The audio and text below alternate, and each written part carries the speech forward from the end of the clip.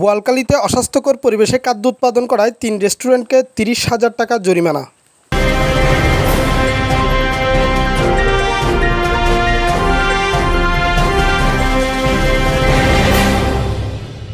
বোয়ালখালীতে অস্বাস্থ্যকর পরিবেশে খাদ্য উৎপাদন ও সংরক্ষণ করে ভ্রাম্যমাণ আদালতের অভিযানে জরিমানা গুনল ৩ ব্যবসায়ী।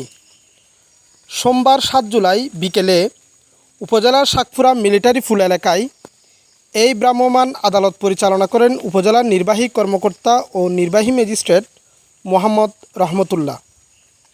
এ সময় অস্বাস্থ্যকর পরিবেশে খাদ্য উৎপাদন ও সংরক্ষণের দায়ে ভোক্তা অধিকার সংরক্ষণ আইনে শাহ আমানত রেস্টুরেন্টকে ২০,০০০ টাকা, শাহ গদি রেস্টুরেন্টকে ৫,০০০ টাকা ও পণ্যে পাটজাত মোড়কের বাধ্যতামূলক ব্যবহার সংক্রান্ত আইনে একজনকে ৫,০০০ টাকা অর্থদণ্ড প্রদান করে ভ্রাম্যমাণ আদালত। জনস্বার্থে বোয়ালখালীতে এই ধরনের অভিযান অব্যাহত থাকবে বলে জানান ইউএনও রহমতুল্লাহ।